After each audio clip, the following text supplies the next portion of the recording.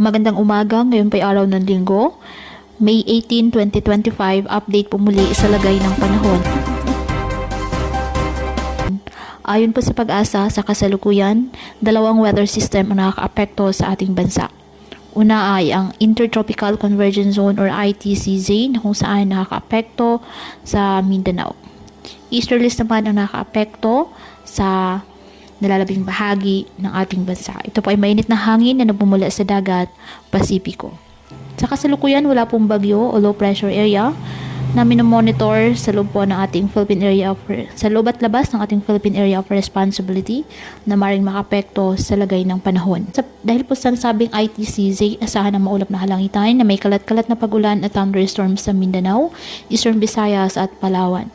Apektado naman po ng easterlies ang Metro Manila at nalalabing bahagi ng ating bansa, kaya asahan din po ang bahagyang maulap hanggang sa maulap na halangitan with isolated rain showers or thunderstorms.